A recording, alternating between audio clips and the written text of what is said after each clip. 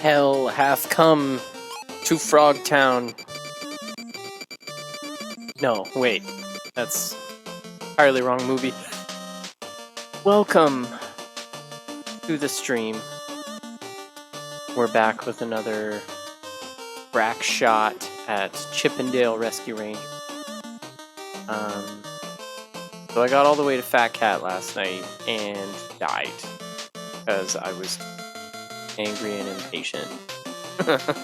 But having been through the gauntlet already, I think might have a chance. I remember a lot of secrets, sort of, yes. Really, the secret is pick up every box. This game could be retitled Box Hunter. Nope, maybe, well, get your minds out of the gutter. Going, picking up boxes. Hey.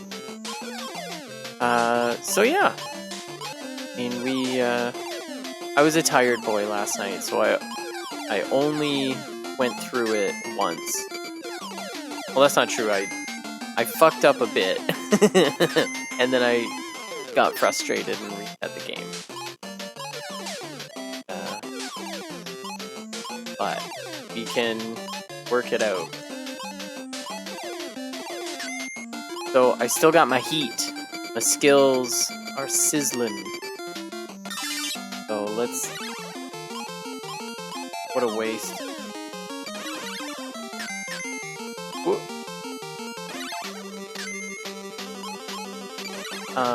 But yeah, so turns out the game is pretty forgiving in terms of the amount of lives it'll give you. And I think making it through on a continue with like 11 lives is really the key to beating that boss. Because those end levels, well, like specifically just that one, those fucking weasels. It's the goddamn weasels. They're friggin' everything up. But yeah, they like, ugh. They take 2 hits, they're stronger than normal enemies. Fucking up my jive.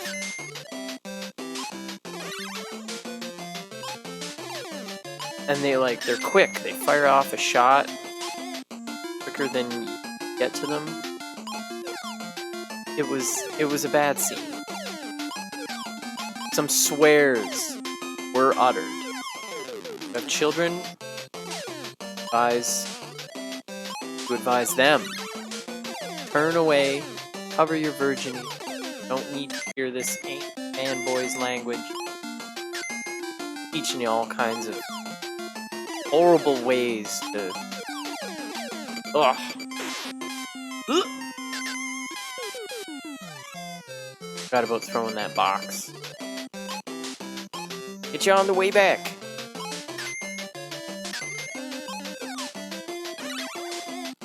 But yeah, I mean, this game is fun. It's not frustratingly difficult. Like, I remember a lot of stuff from playing it, like, incessantly as a kid, and also, I think I took a run at it, like, a year ago. So, I guess I did play it kind of recently, but,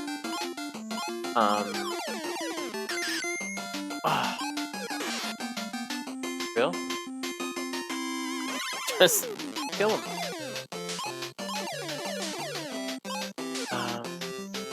But yeah, like it's fun, and it just feels really plays well. It hasn't aged, hasn't aged poorly, not like crusty. There were no I was like, in comparison to Yonoid, like, this is a breath of fresh air, honestly. Restored my faith in video games. Although, again, like, Yonoid, overall, like, it's a weird game. Fuck. But it was a great game. It's not a classic. And it's kind of weird in its choices. But I would say that, like, the fact that every level has a very different character set. Like, same can be said with this, but there were no obvious reskins or anything. Like, it was just like lots of thought went into enemy design and everything. Capcom was just knocking it out of the park.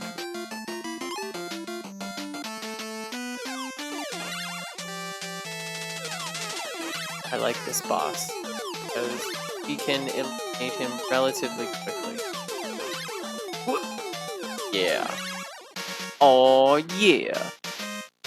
Now, I forget, but I could have swore there was a way to get more hearts, but maybe I'm confusing using this Tails. I don't know. I thought there might have been a way to get more hearts. Yeah. So, I mean, we already know that I can beat all the levels, but I am gonna do it. Just for posterity's sake. It's gonna take me longer, and it's gonna be far more frustrating. Potentially. Because some of those levels I would really like to skip, but just be thorough in our beatening of this delicious classic.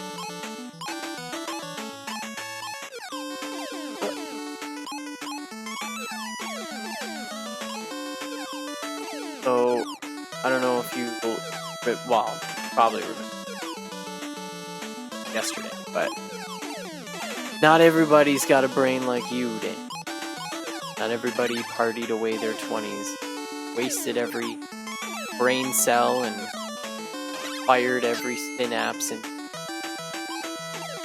no, yesterday I was like, oh, I walked all the way to the Walmart to get a specific type of diaper, and they didn't have any in the size like package, so it was a okay, well, whatever. I'll go to the other Walmart on the other side of town, and same deal. They didn't have any. Like, okay. Also, we're just, I mean, this is a nice distraction, as we're now waiting for our rental application. They're putting in a good word for us. Nice. People that manage the property or whatever. But it's apparently, we're on the short list to us and some other company. So, fingers crossed, you know. It'd be nice if we got the place to just know that it's like, okay, shit, got somewhere to live. At least for a year until these people decide to sell. I don't know. So it's up to fate now. It's up to the housing gods.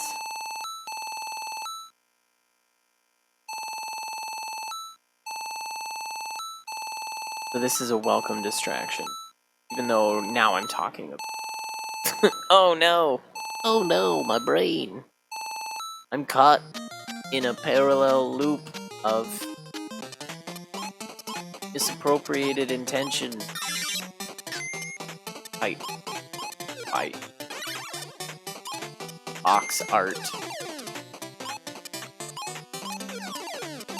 Good name for this. Shit. Sometimes I can't fire off all the quick movements I need to succeed. Lightning fast video games. We'll get back on it though. Yeah. So yeah, I just gotta play smarter. I made some pretty dumb mistakes last night, and I still managed to get to the last level with like 11 lives. All my continues, I think. Somewhere around there.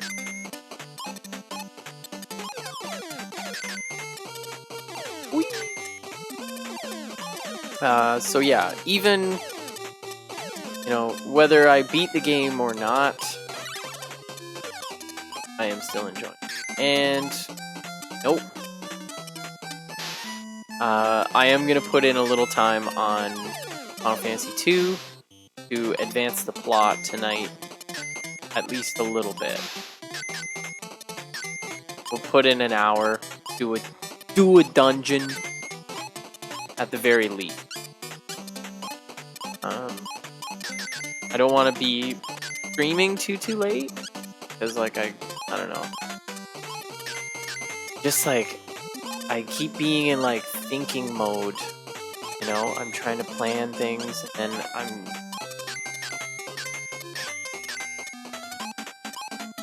I guess, like, today was kind of distracting. Figure some shit out. But we'll get there. Get there. No pressure. Just need to scale a business while raising children, satisfying my wife with a good husband, going to school, moving to a new place, and where am I? Oh, I died. Fuck. All this while scaling a business by this time next year to making like $2,000 a month. No pressure, Dan. But you're betting the farm.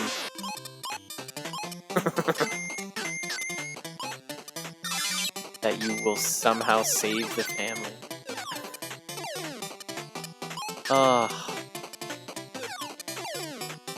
Smart people with ADHD, like, creating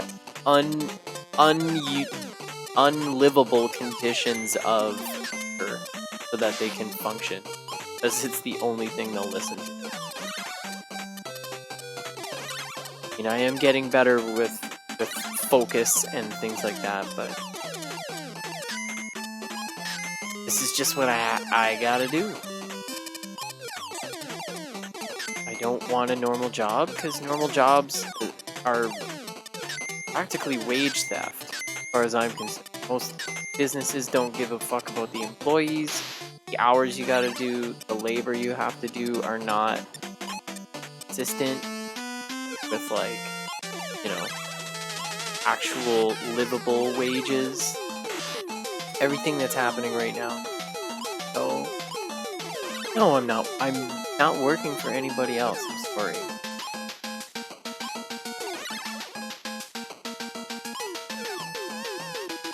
I hate that, like,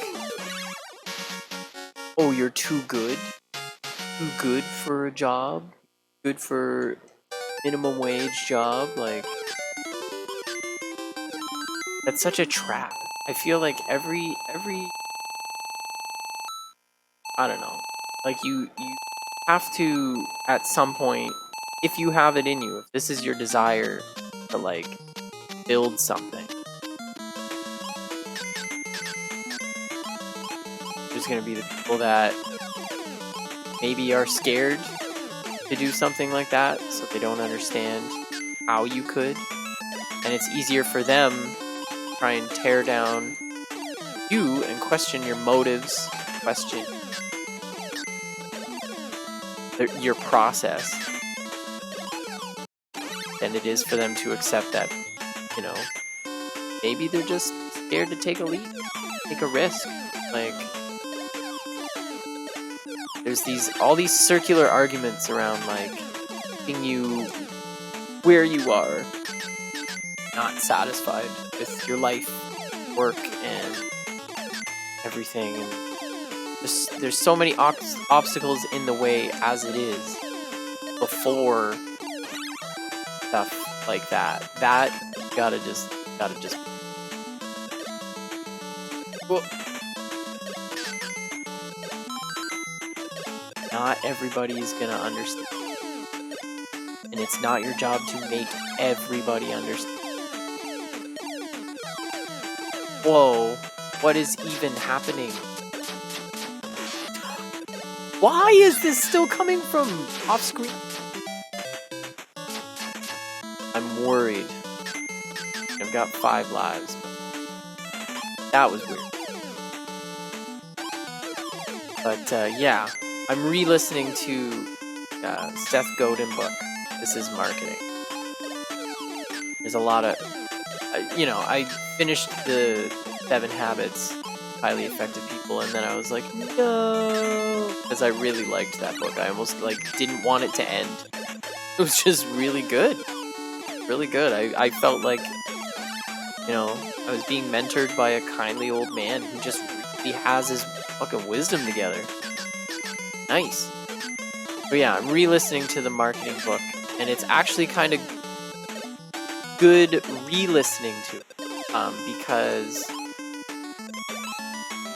there's stuff you miss, obviously, first time around, right? But then beyond that, fuck! Am I gonna have to just start again? Because I'm getting really... But yeah, there's stuff that you miss, obviously, and then, having listened to the 7 Habits, and, had other experiences and stuff in between the last time I listened to it, which wasn't even that long ago. It just, helps frame a lot of stuff in context. But there's a lot of the chapters that I listened to today dealing with, finding and serving the smallest market. And it's so true. God.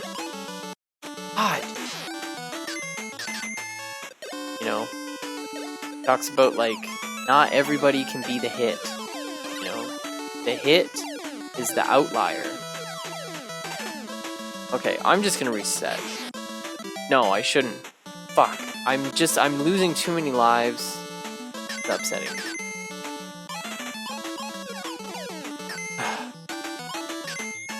But yeah, the smallest micro niche stuff.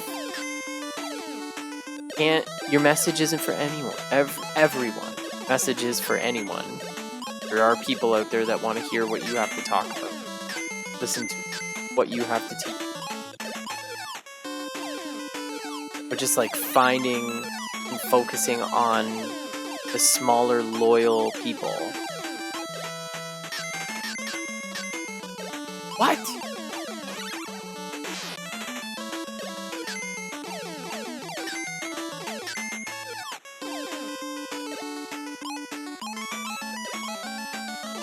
Oh, okay.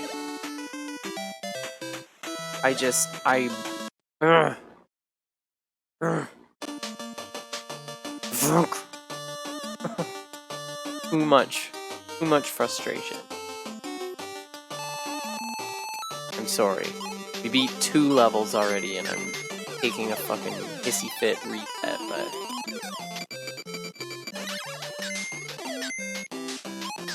Do you want to see me play this for a 3rd day? Get all pissed off? Probably not. Probably not. Anyways, marketing. Yes. The amount of time and energy. Okay, so for my business specifically, talk about M-File. I want to start something that's for learning music. Okay. There's a lot of places to learn music. Well, I want to teach guitar. I want to teach music theory specifically. That I feel is really important. So there's places that learn that. I want to teach music theory to guitar players. Okay, that's even smaller. And then beyond that, I want to teach theory to guitar players who are stuck. I want to teach guitar players that have already been playing guitar. And then there's probably even more niche that I can go from there. But the idea of you've tried other things. So let's interrupt this pattern of, well, I don't want to learn music theory because it's hard, or I don't understand it, or I don't have time, or whatever. Like, okay, but how much time have you wasted feeling like you're stuck? Right? So there is a viable market. I know, because I got to that point as a guitar player, and I know a lot of people who have said that exact same thing. Like, I'm learning and I've been teaching myself, but I feel like I'm stuck. So setting it up as like, okay, it's not formal, it's silly. Like, there will be jokes. There will be very much like, it's branded as me. Like, again, anybody can make a website or try and teach people music theory. But like, what makes it mine? It's very much silly. Doesn't take itself super seriously, which is some of the reasons why people were turned off from music theory learning lessons and stuff in the first place. So it's like there's a very particular subset of people that this is going to attract, that want to learn. And thinking of it that way, and thinking like, okay, like let's figure out who these people are. Let's ask some questions about why they want to learn music theory, and moreover, like why they maybe hesitated, didn't want to learn.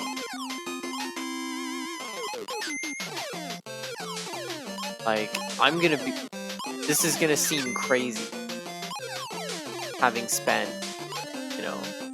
just saying that, like, I need to grow my business, I need to grow it fast. Like, there's a ticking clock. But my plan, oh my god, now involving, okay, in the next couple weeks, just fucking writing as much material as I can. Now this is so I can release content. So there's gonna be all these lessons. There are gonna be articles on the website, right? Then I make videos for each of them. Then I also make parallel videos. I had like ideas for episodes. Trying to make it like short, sweet little videos that I release on the YouTube channel. So that it's like, it's not a guy with bad lighting talking for 15 minutes endlessly about like 6 different concepts in one video. It's gonna go over your head. So the idea is like, yeah, all that information is out there. Or, you can get it from me. You got curriculum-based stuff. Want to review things? Go to the website. Want to, join the Facebook group. Be a part of talking about what goes into these lessons. And that's the thing, creating a community and crowdsourcing how the material is going to be. That's my first semester at school. Just gathering information on what people want. So here's the thing. You'd look at that and be like, Dan, product, selling them, making money. Like, well, do I just want to throw together a cheap product that I throw Facebook ads onto, and then, it either works or it doesn't? But I'll tell you right now, like, it wouldn't. Or we spend 3 months building a community, crowdsourcing a line of information products and books, and tailoring lessons and courses exactly the problems that they're having. So now, while I'm at school and all this community building is happening, nearly, I would say like 80% on autopilot, because spend the next bit and all that time before already preparing all of it. So it's like set it and forget it, and it's going to be scheduled posts, content, people will be responding, and then all I have to do is look and, you know, put everything into a database and see like common questions, objections people had to learning music. Why try and go against that? So then the second semester will be like, surprise, here's this, here's this, here's this. You guys are helping me launch these, and, you know, so it'll be like launch, launch, launch, launch.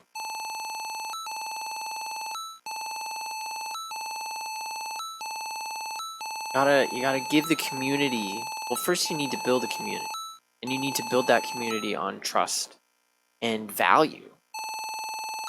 So starting a business that doesn't have any products available seems so backward.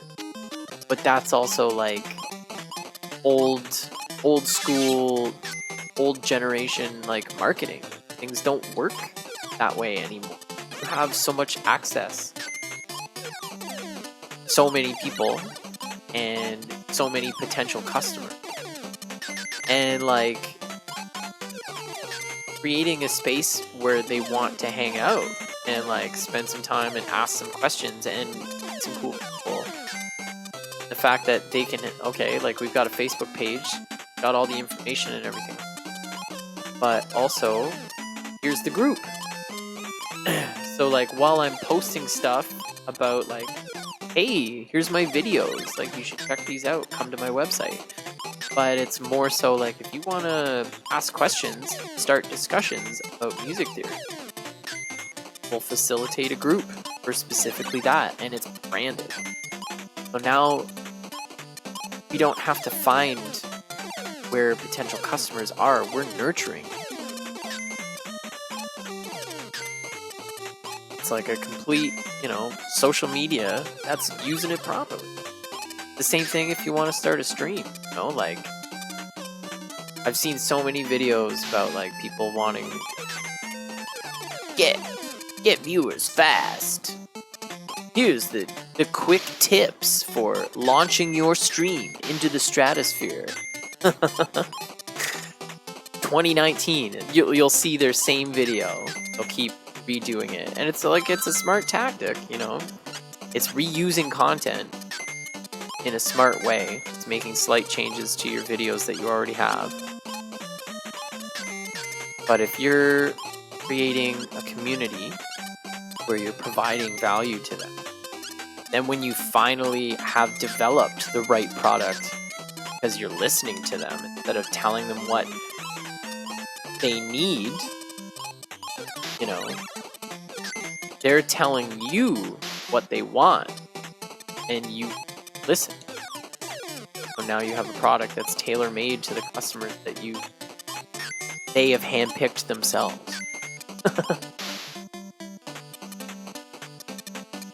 It's how it's got to be done. So,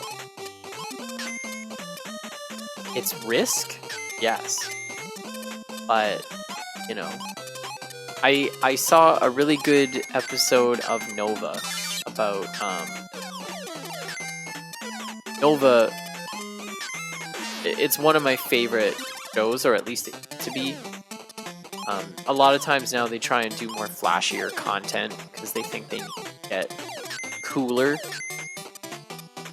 But like it's, you know, it's a science program, it's on PBS, and it's all about crazy science stuff, and they'll talk about like history, geography, anthropology stuff, and weird biology things. They'll talk about computers, they'll talk about cybersecurity. There's all kinds of crazy stuff. It's a cool show. But one of the things that I was watching on an episode that they were talking about, like building the newest generation of Mars rovers. And there was this lady who's like, yeah, I programmed this thing, I did a bunch of stuff for it, and we had to take some pretty crazy risks to do it. But you know, I myself, like, I take risks all the time. She rides a motorcycle and they go rock climbing and stuff.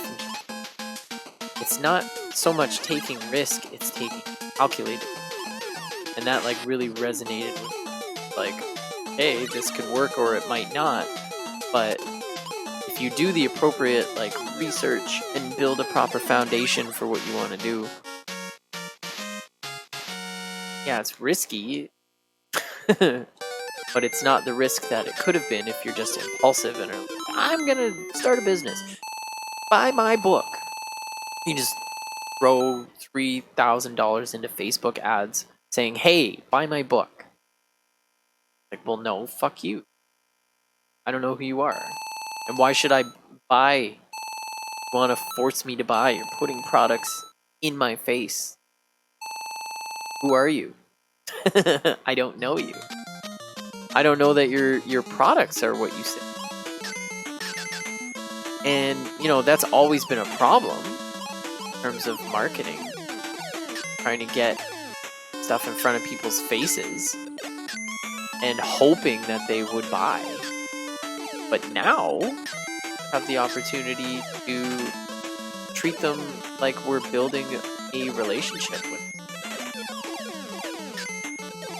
Again, quoting this marketing book, you don't try and score on the first date. You don't try and close the sale right away, like, or even just on first meeting someone.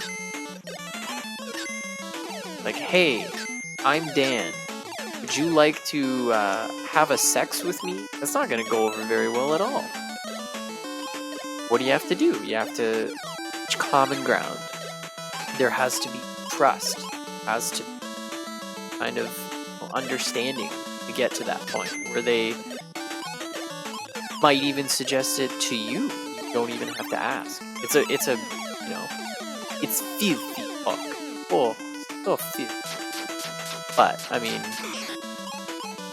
the metaphor can be anything, but I think that one kind of gets it across pretty clearly.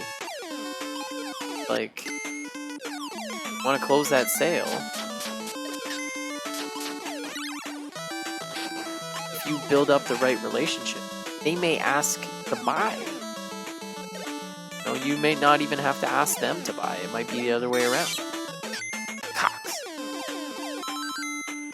So, I mean, this is me talking about marketing pretty broad terms, but it works for everything.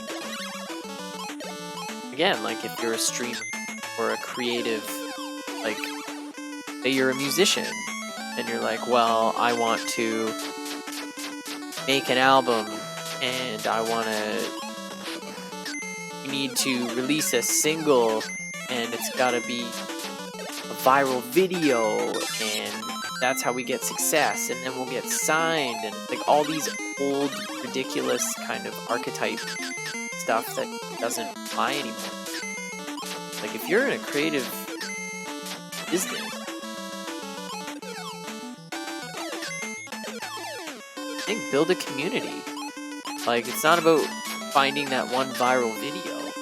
It's about having, after a year, maybe like 50 videos that are relatively consistent and are about, you know, if your band is kind of silly and crazy, have some silly, crazy, goofy stuff. If your band's a bit more serious, you know, you can talk about like some of the stories behind some of your songs and create some more emotional connection. By the time your album finally comes out, or you're ready to start putting your album into launch phase, then you have a community of people who are invested in what happens, regardless of what it might be. Like, okay, we've got an album, but we've also got, t-shirts, and we've got other merch, and we've got a vinyl version of the album, not just like a digital download, and got a show coming up in your area.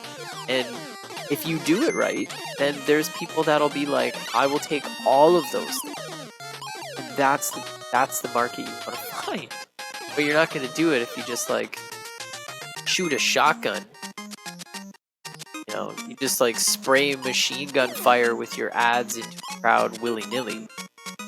Like, ads have their place, and they're good for finding the right types of people and everything to bring into your community. But there's ways to go about it before you even spend a dime. Pretty much focus test, like, what your people want to see. Are you an artist? Well, having videos or content about an entire, like, portfolio of your stuff. Like, a friend of ours, she's got a whole series that she's been doing of painting all butts. She was doing a lot of, like, painting the figure, She really spent a lot of time working on that. And so now she's got a whole series that are just like, here's a butt, but it's like blending into mountain. Here's like somebody that's just like posing. But she keeps releasing all of these paintings that she's been working on. And it's just content. So, that's really smart. Some idiot reported one of her paintings, and then she had a post about that. And then, you know what? That caused the community of people that, want to support her to rally even further around her and her art. So it just goes to show you, like, there's a lot of consistency that needs to happen instead of just, like, buy my stuff.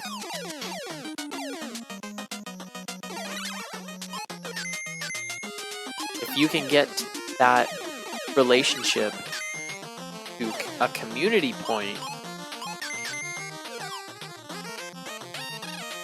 then the people will be like, do you have anything to buy? Instead of you worrying about it. And then, obviously developing the right kind of products and having things for sale and everything. You develop these things as you go, but that's why you try and do scheduled kind of constant, consistent content so that there's stuff for people to engage with. It grows. More people see it, the more people will see it. So anyway, this is my free lesson on the new marketing landscape. Thank you. Your homework tonight will be read chapters 3, 4, and 5 and write me 600 words on, I don't know. What was your favorite episode of the 1990 cartoon show Mighty Max, and why? Please define the character archetypes. That'll be a second 600 words. So you have 2 essays to write.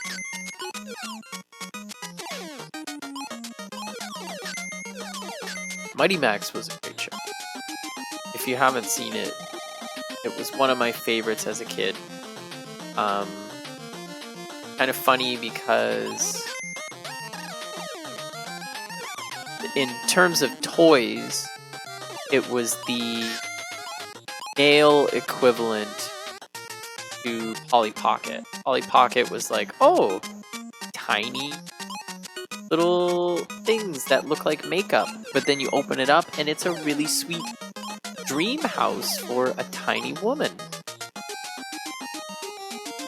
And then for boys, it was like, Mighty Max, he fights zombies. The kid with a magic baseball hat.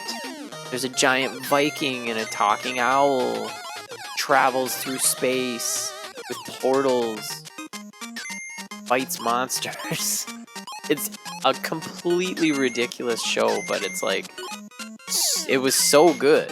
Like, I rewatched the whole series pretty recently. I was like, I wonder. Well, it was a couple years ago, probably like 3 or 4 years. Like, I wonder if the show is still good. You know, if it holds up. And it definitely does. I mean, there's a lot of silliness that's like so painfully 90s, right? But you're gonna get that. A lot of dated, like, attitude stuff.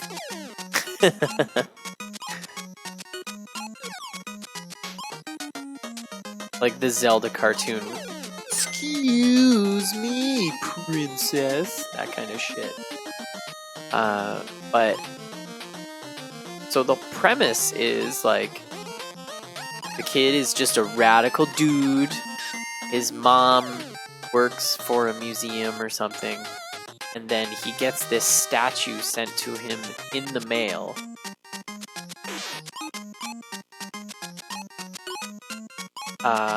And it says like, break it open, and he opens it and it's a red baseball cap. And then this anthropomorphic talking owl person named was he Virgil? Viking? I don't know, but like there was a huge Viking warrior dude. He didn't have horns, but he was like basically the archetype of every like huge hero, like Beowulf and Thor and you know, stuff. So he's there to protect the cap bearer, and the owl person is like, ooh, let me check these old scrolls. Oh, there's a portal right here. It'll take us to this point on Earth, and we'll go fight these monsters. And the whole thing was like, there's an evil warlord lives at the center of the earth named Skullmaster. And his whole deal is to get out and unleash his unholy lava army on the earth. And they have to stop him. So it sounds all pretty ridiculous, right? But the storytelling is good. It doesn't take itself too seriously.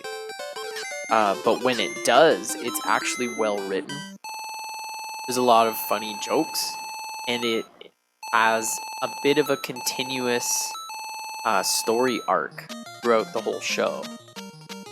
So like, there's only like maybe 40, 50 episodes.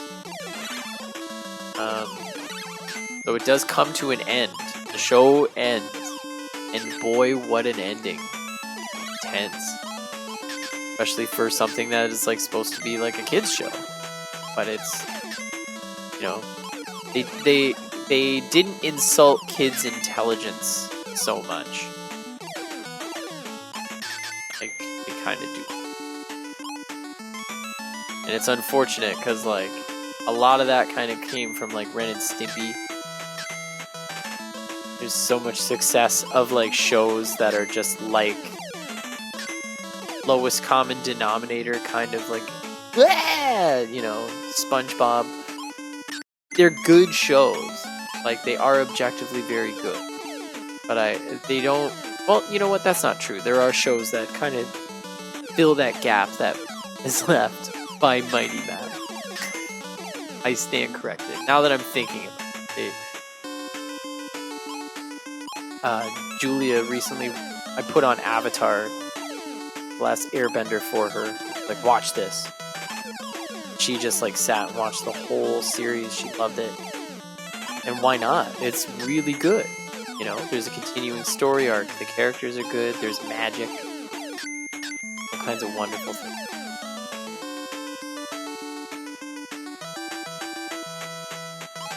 Wow.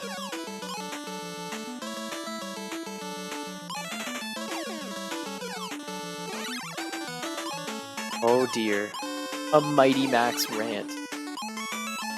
9:20. 9:29. I assure you I am an adult. I know it doesn't seem that way at all.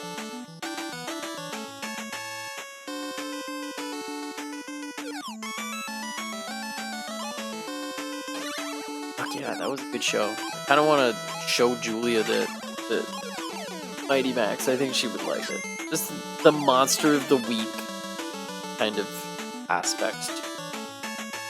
I mean, like, I was her age when I started watching X-Files. It was still kind of scary to me, but also it's a pretty silly show, especially first season. It does take itself too seriously at times, but in the best possible way, somehow.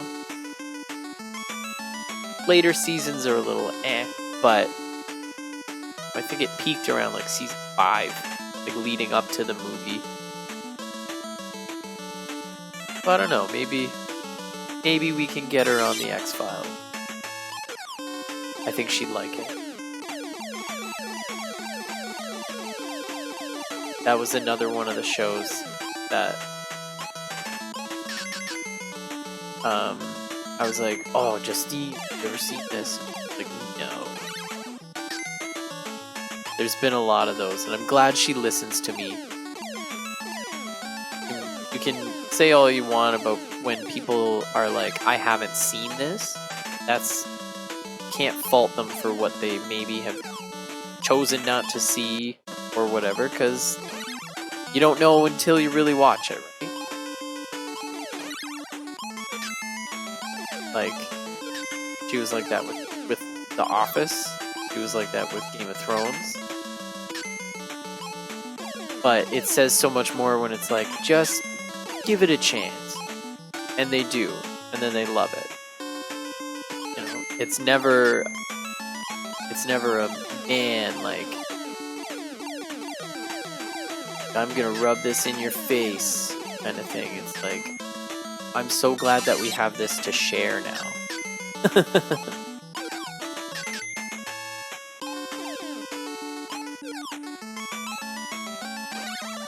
So I will be sad when Netflix finally gets rid of The Office.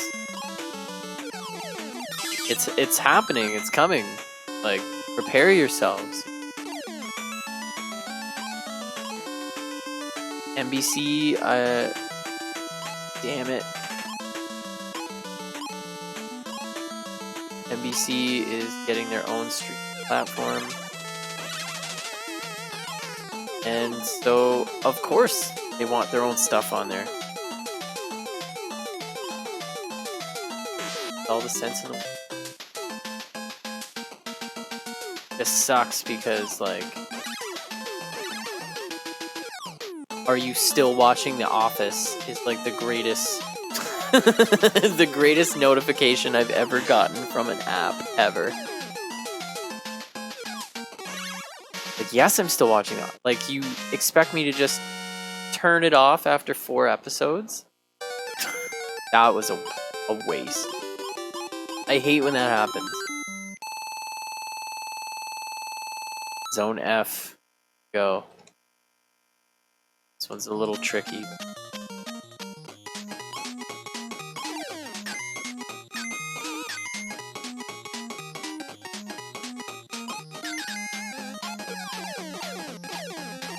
The Office. They're just such a great... I love it. It makes me feel so good in so many ways. I think it's just such a good representation of people in, like, in all aspects, the good and the bad.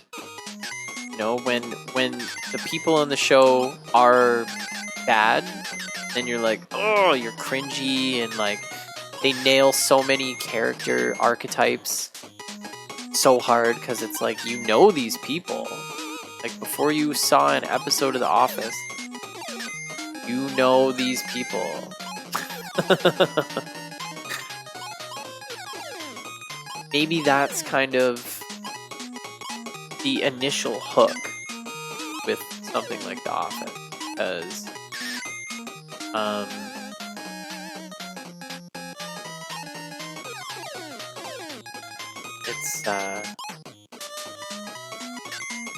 it really is a about like familiarity.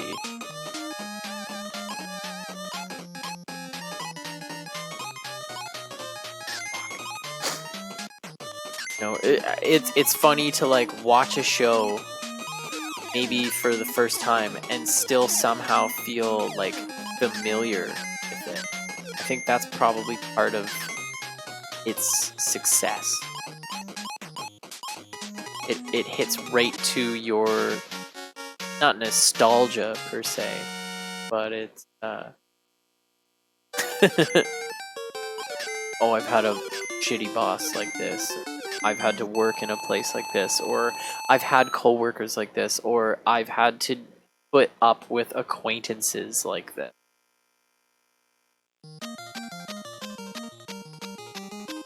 I mean, there's that like whole thing with how people manufacture pop music and how pop music all sounds the same. Well, it's supposed to. That's like a bad way of this. You know, it's like pop music sounds familiar so that you're like, oh, like I know this song, even though it's the first time you've heard it. It's all very psychological how they make pop music, manufactured very carefully so that they can make a quick buck. Because it is disposable. But the same kind of effect happens with, you know, let's say The Office, where it's like they nail the characters both in the writing and, you know, the actors absolutely kill it.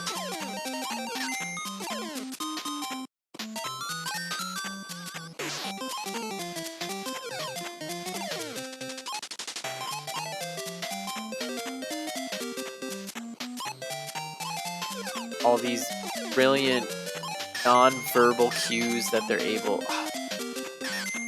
to pull off. It's really good. Like I saw a really funny meme about you know, how John Krasinski plays Jim on The Office. How it was so funny that he spent years on The Office playing a character that's like kind of forced to use nonverbal cues to get their point across, because you know you're at work, you can't say outright, but you look at that person across from you and you're like, are you fucking so when he directed and starred in that movie about like monsters that come and people have to, they hunt by sound, people have to be very quiet and everything, like the meme was like he's preparing for this. He's been preparing for this moment,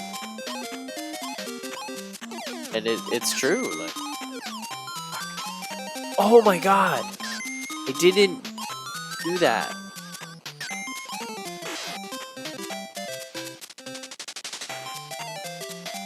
Whoop. I mean, I love a good strength potion, but I would rather have Dipper.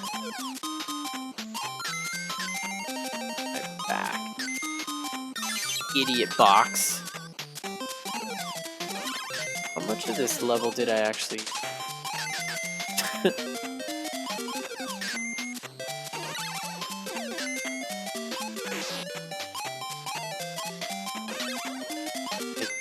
I think I hear the cat scratching at the door. Not sure. I hear so many sounds that I think are the cat on a regular basis. Like I think I hear him meowing sometimes, even. Not just scratching at the door, and it's not him. Nowhere to be found.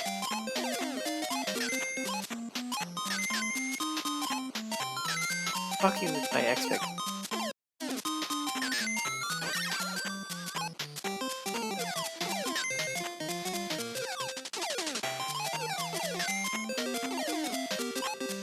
Like there's been many times where I think he's like meowing because he's upset, or he's meowing because he's in pain. Oh my god. Like, run to the door, and I just see him, and he's just, like, lounging. Looks up at me like he's a model in a photo shoot. Fuck you. That's all cat.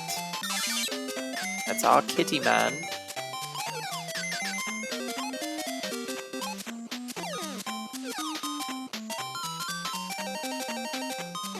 I do really, really love him. So great. I think he's might have fleas. I haven't seen any fleas, but he's been like scratching it. It could just be like dry skin, or maybe he's got allergies to things just like I do. I don't know. There's like spots where he's kind of licking his hair out, and he has done that in the past when he. Ugh, God. Not one kid, it's another. There's always something going on.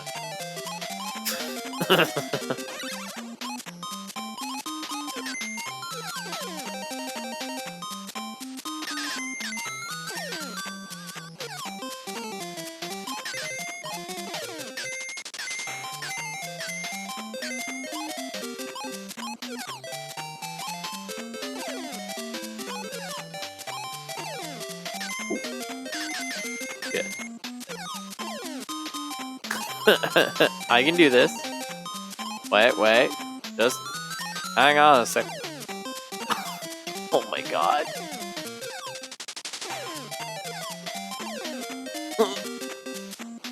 Oh, and there's... I didn't even need him.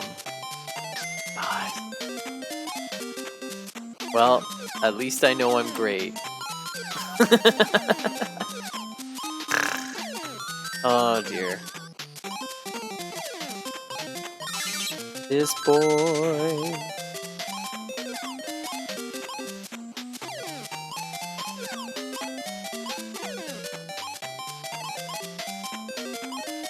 It's funny that, like, it is pretty similar. Like, he looks similar to Fat Cat. Like, there is a Fat Cat, but it isn't Fat Cat. It's a Fat Cat's Casino. But I don't think that's Fat Cat at all. Fuck!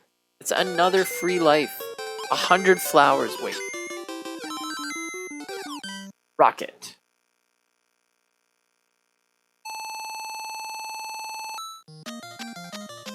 Oh, Jesus. It's so... wait. Animation. It's so off. I hate this. I guess that's one of the,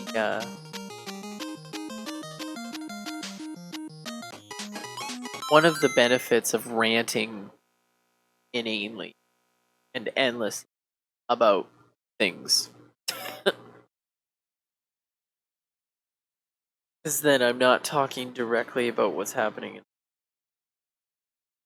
And it gives a bit of breathing room, and it's not distracting. It really pisses me off when I watch stuff, things aren't in sync. And you're like me, and I apologize. I'm sorry that this has to keep happening. It's stupid. Just, this is what we got right now. So. And again, I'm not even certain that if I bought a different capture card or anything, that this would be better. Like, it could even be Streamlabs. I don't know. Silly thing to have happen. To completely, like... I don't know whose fault it is, but it's somebody's fault. And this is, like, a gross oversight.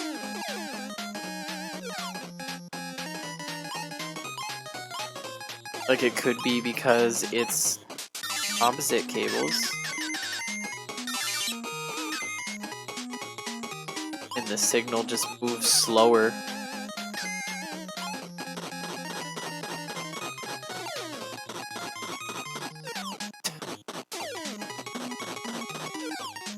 What? I don't even think I needed. I was just bringing it just in case the other time. Oh. Dicks. Dick salad. Okay.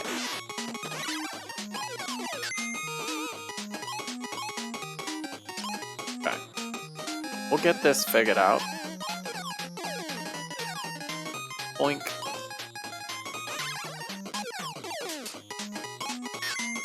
Thank you. Go past.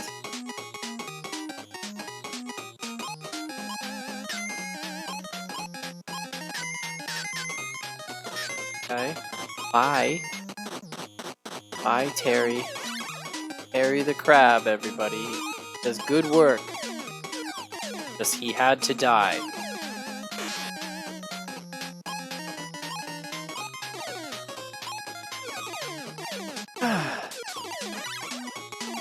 You know, having a thrash, man.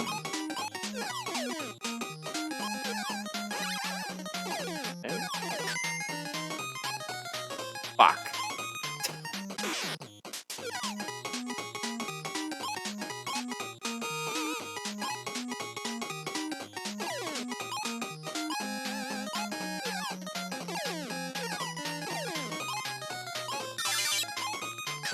Okay.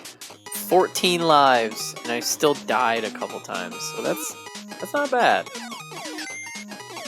I can accept it. We can just kind of keep it together.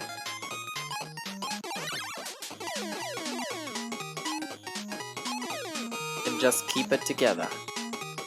No funny stuff.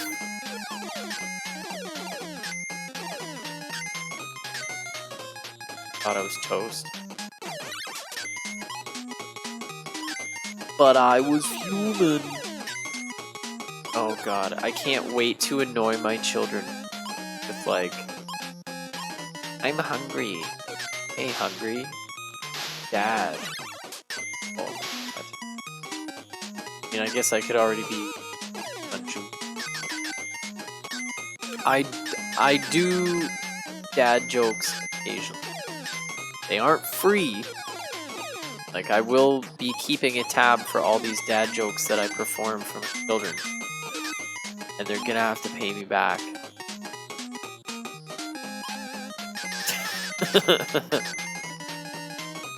I don't make the rules, okay?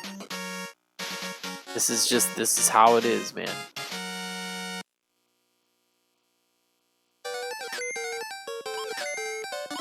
It's heard a really weird noise outside, so I'm gonna go make sure my cat didn't.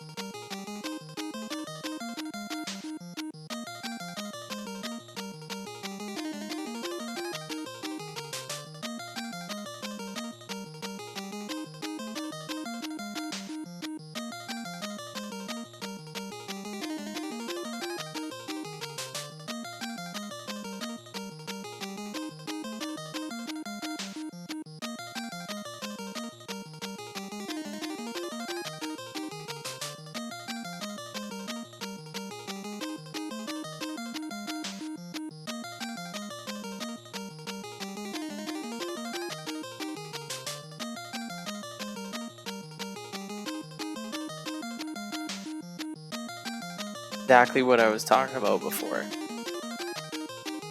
I heard a crazy sound. Oh my god. The cat is brawling with another street cat or a rabid possum or a raccoon or something. And I come outside and he's just sitting there and comes in and just... Like, I can't even identify what the fuck the sound is that I heard. I still don't know what it was.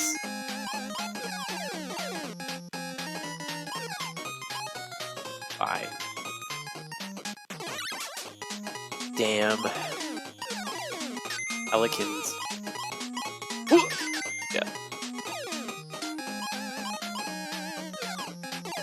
Don't throw it at their mouths. There we go. Okay. I remember this one was giving me a bit of trouble. Oh yes, the fan. Good.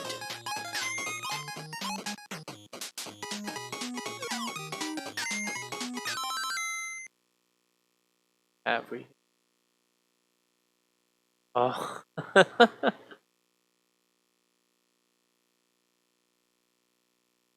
A memory.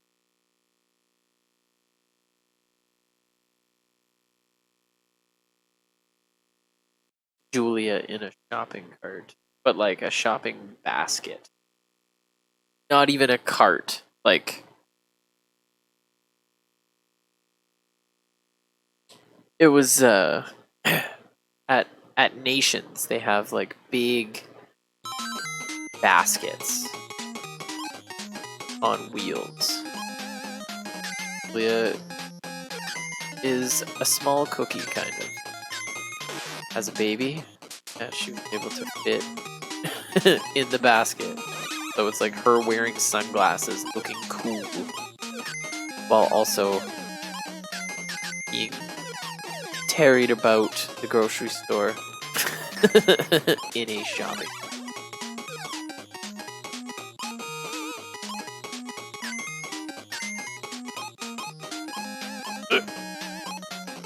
Okay, come on. You can do it. Let's go.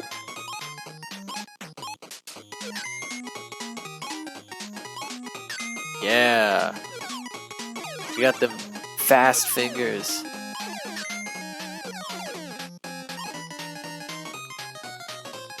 Nice. There was a concert, the show we went to at the Art Bar. Artward Art Bar. It's a really cool place in Hamilton.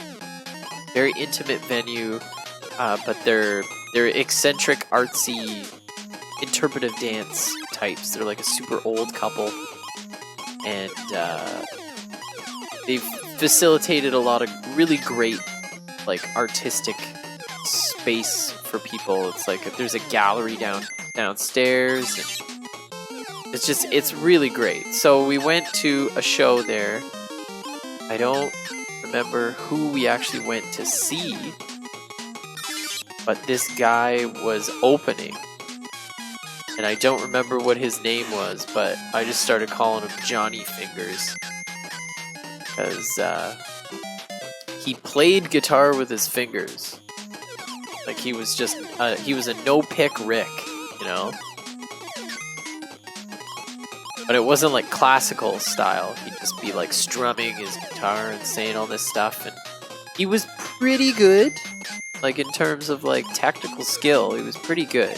He was a little sloppy and stuff here and there, but I gotta say he could handle pretty like intense like guitar playing, just no pick. You know, I was impressed at times. It was his way of carrying himself and how he talked. Oh my god, that's bullshit. How he would talk about himself and everything, and just it was weird. And then he like played like 3 extra songs, and then he told this story about how after Terry Kath, the guitar player, the original guitar player for the band Chicago, after Terry Kath died, he got the call to replace him, but he turned it down or something. And like, I don't know how true that is, because Terry Kath is one of my favorite guitar players. For me, Terry Kath was that one guitar player that I was like, it's a crime that I don't know. It took me this long to know who this person is. Ugh. Right. This thing.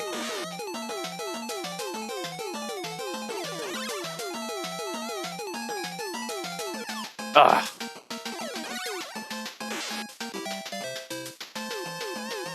We're gonna get him. We're gonna get him good. Oh, stupid ball. Damn it. Ball almost killed me. The ball wants me dead. Fuck. Fuck! I'm really not down with this, like, no invincibility, like, safety thing. Because this shit can get you trapped pretty quick. Especially when there's things in the game, like the only weapon you can use to fight bosses can knock you unconscious and paralyze you.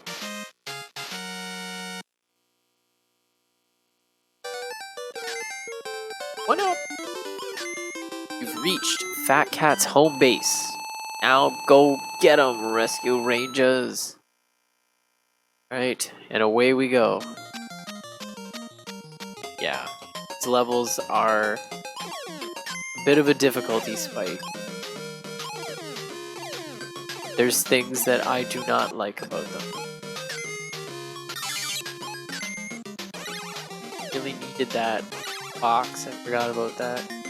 Also, don't bother going for that box, because there's nothing good in it. And I died. Is it because I'm upset? Is it because I'm like... I'm pre-upset for this level? I shouldn't have lost all those lives on that last...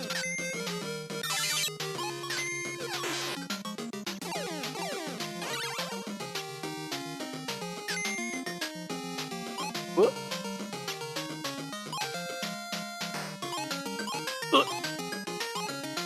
Okay, that's fine. Are those rhinos? Because they look like rhinos, but I'm a chipmunk.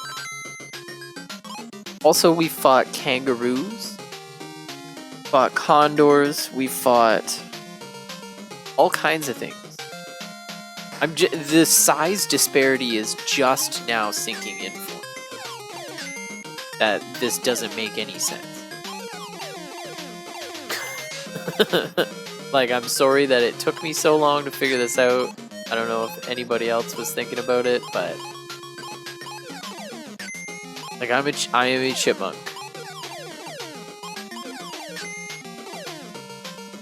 That is a full-grown weasel.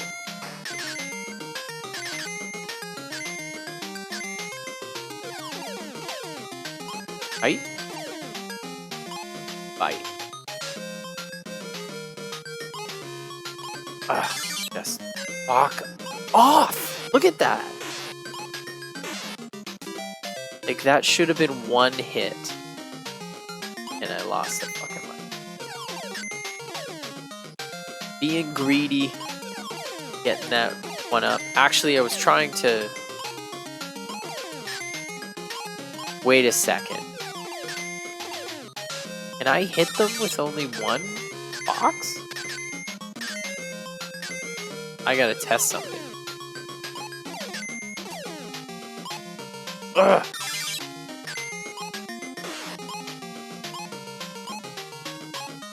Okay, that shit coming through.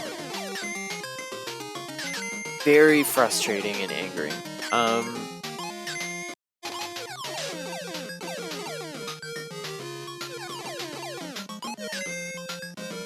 Fuck. Not gonna be able to test that before the spot. It looked like I threw a box and killed one of those weasels. I don't know though.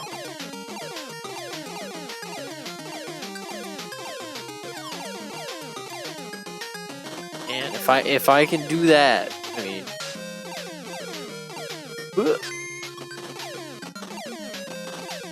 Sorry. Got a leaky eye. Allergy boy. Oh, sorry. Did I sneeze on you?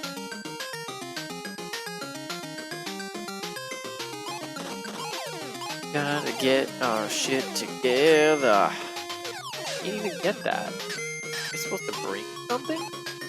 Is anybody listening to me?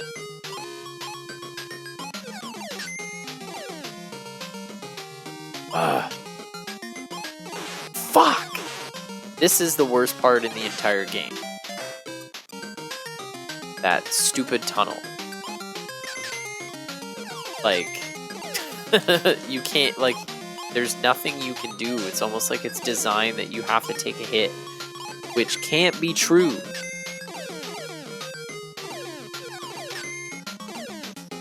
Like, there are absolutely bullshit things that happen in games, but very rarely is it something where they force you to take a hit.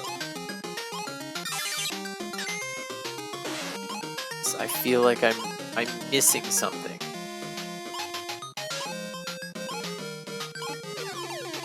We'll figure it out. Don't worry about it.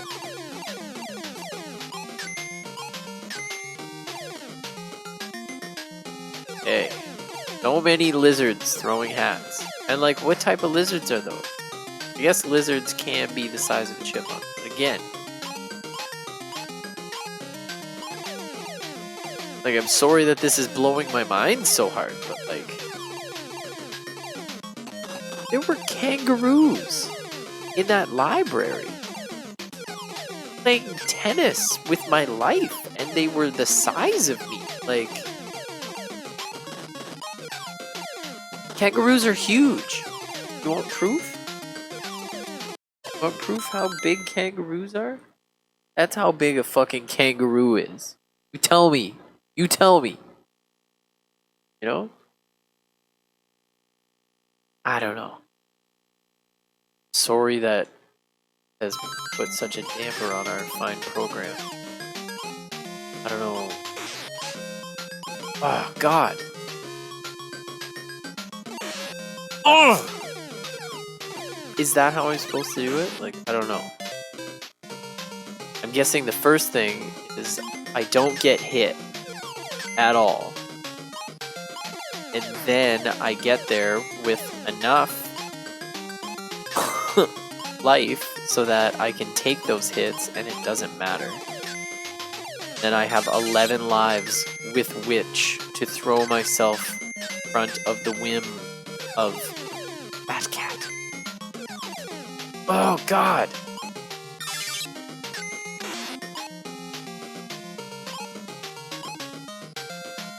Throwing your hats. Who's gonna pick them up for you? Huh? Your mother? She ain't here.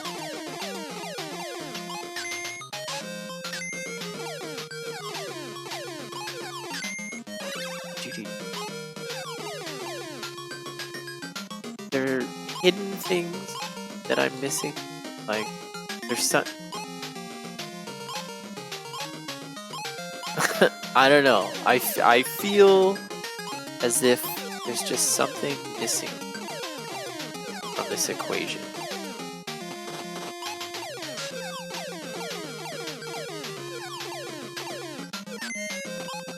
So I've got full health.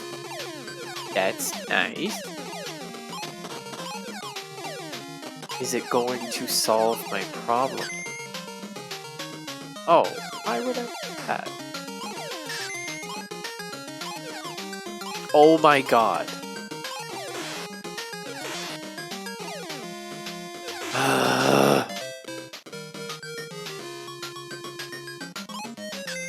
It's just, there's no skill involved with that. It's just stupid.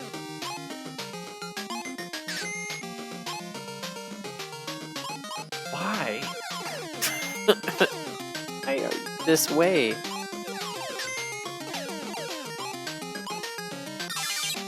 Can I use these stars for anything? Like...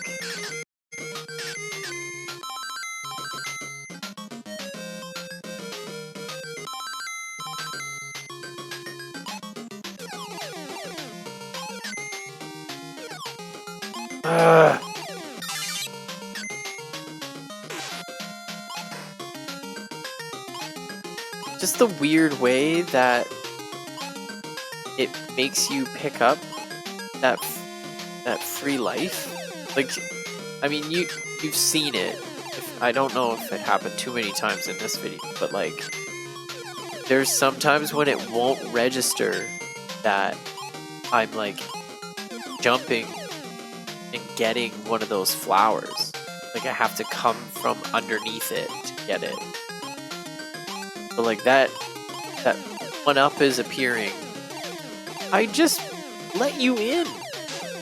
Oh my god.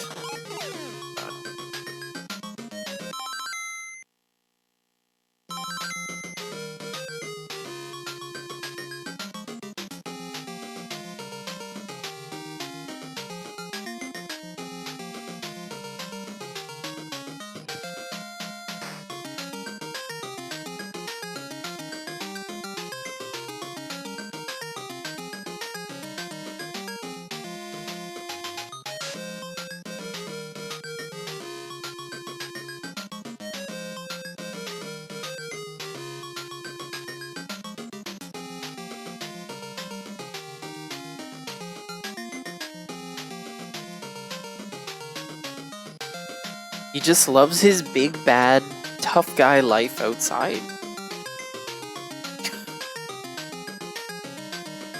He's just a big, bad, tough guy cat who doesn't need his mom or dad. Unless it's to feed him or to open the door or to pet him. When he decides.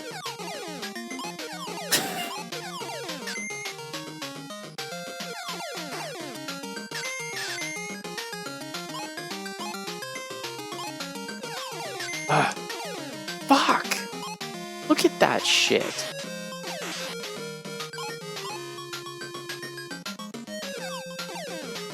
Ugh!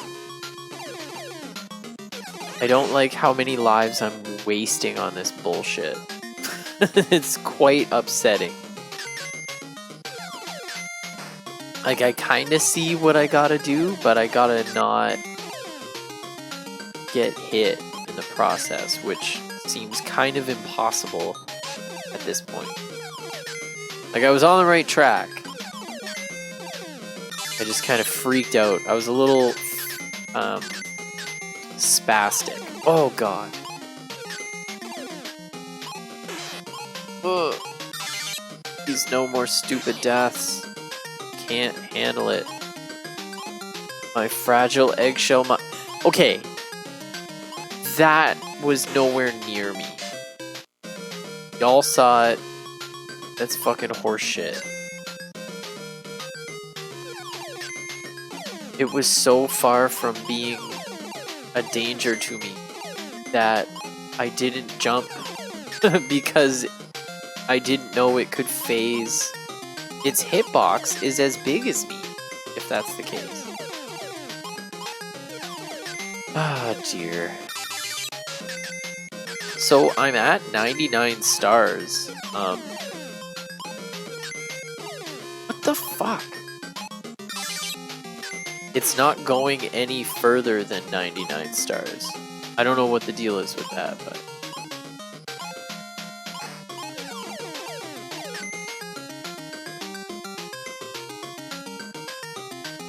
Oh, the lag is horrible. It's really bothering me. I apologize. Maybe I'm just a tired boy. I don't know. Did do a lot of walking in the heat today, and I'm a little stressed out. Just sitting here hoping that maybe we get a place. It seems like these people really want us to move in, and it scares me if, you know, after all the recommendation that they're putting in for us and everything, if we still can't get a place, that just seems like a bad sign. Worries me. Fuck!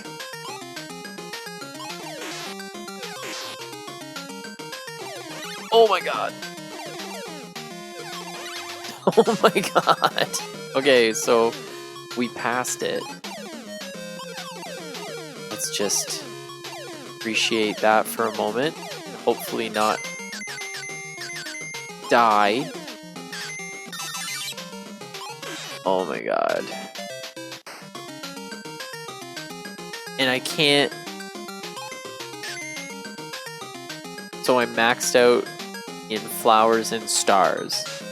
it's not going to give me any more lives. So there is a life cap.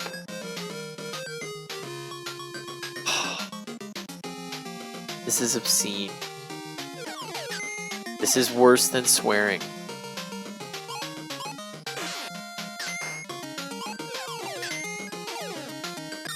Can't believe this. So now, because I'm getting these, like, stupid... Ugh!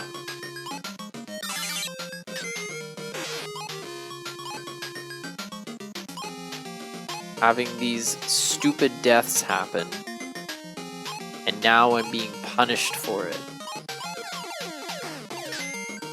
Quite the upset.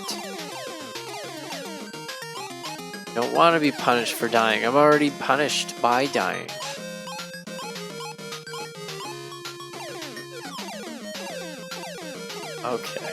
Okay. Time to kick it up a notch. Let's go kill this cat. Are you ready?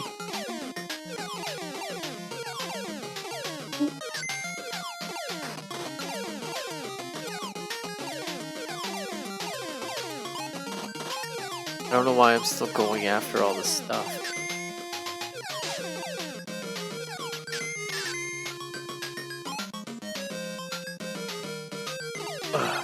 Okay. No!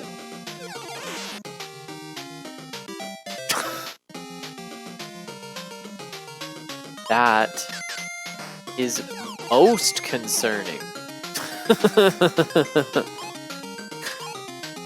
Ugh.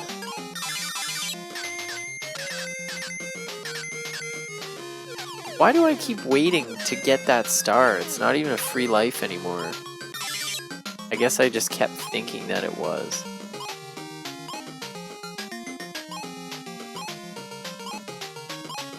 Hey. Okay. So we've got P power. Got full health for now. And we can't get any more stars. We can't get any more flowers. That just seems weird to me. Like, why would you just stop the counter? Sorry, cannot be any better at this game. Fuck! Fuck! God! I'm not even gonna make it to the boss.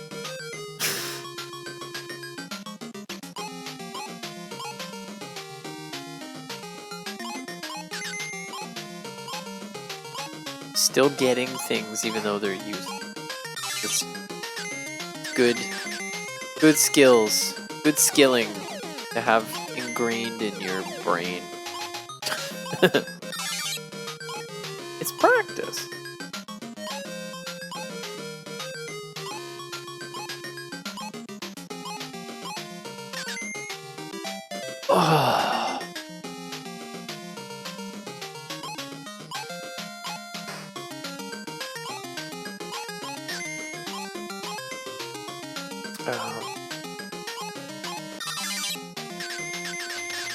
This level sucks. Just that awful part. Like, well, there's a lot of things that suck about this level, but just and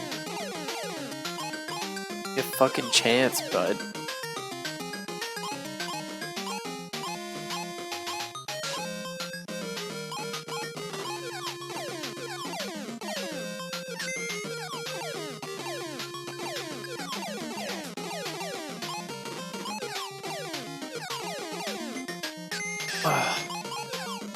Fuck! Fuck!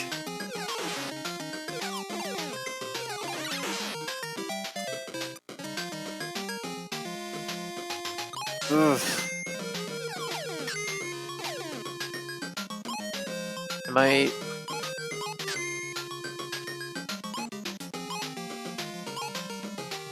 So, I mean... They're, like, jumping and shooting those plungers where I am. So maybe there's something that can be done on that front where I can like mislead them. They fire off their shot somewhere where I'm not, and then I have more of a chance to get through without getting hit.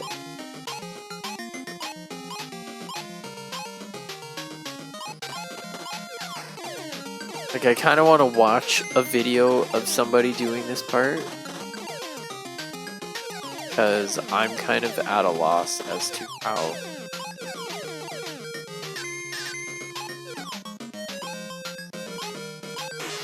Ah! Okay.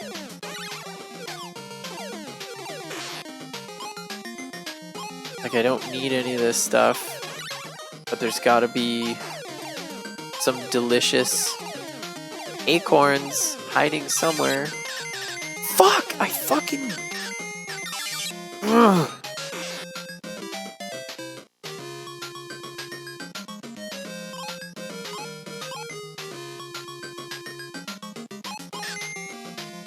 Okay.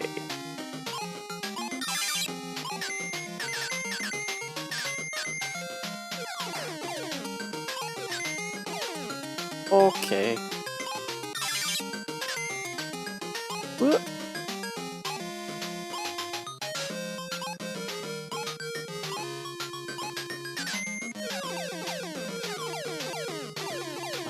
I almost jumped too high. Too high.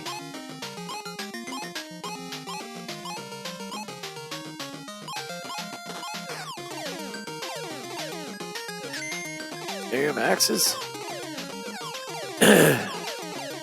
Few things worse than a ceiling axe, my grandpa always used to say.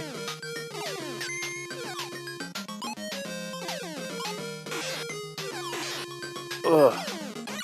Just gross. Fuck!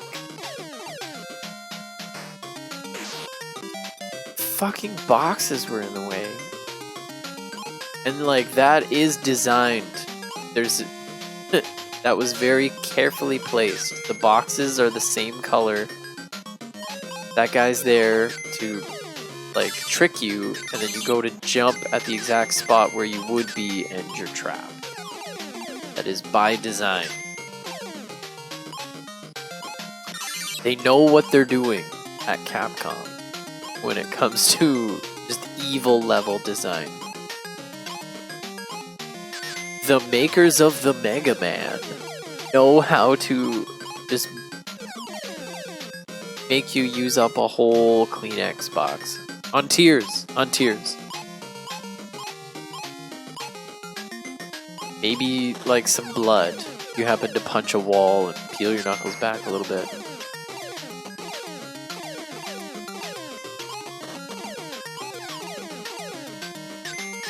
Ugh. Okay.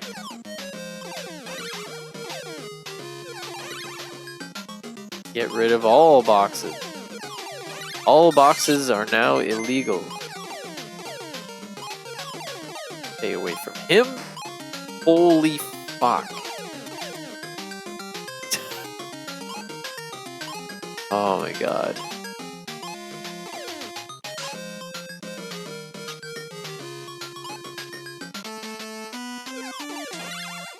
Ooh.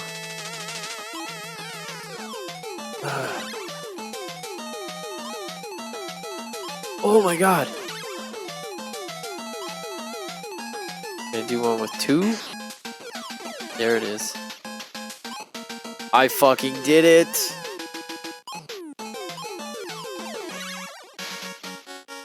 I guess that'll teach Fat Cat not to mess with the rescue rangers. Holy shit. Golly, I don't know. Something tells me he'll be back. Oh, I smell a sequel.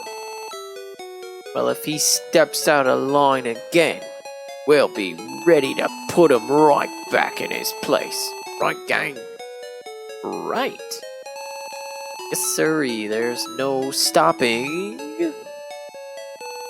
the Rescue Rangers end.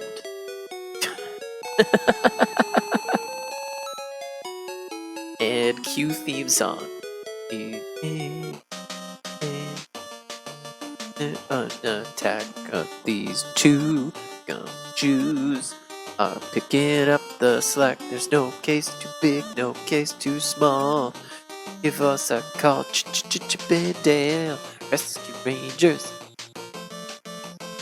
So, frustrating final level, check, but it was still really fun, despite me getting in a bad mood there towards the end when I thought I was gonna lose. Just get me in front of that fucking fat cat. I'll clean his clock. But like, everyone can agree that that last stage was horseshit, right? Oh, this just repeats? It's just repeat. Okay. Well. Good job, gang. Did it.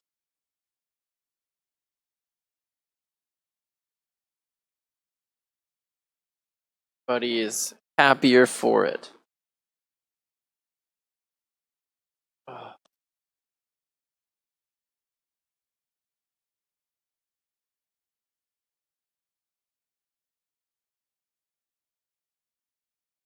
August.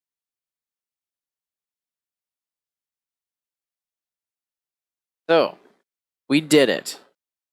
We beat the bad people.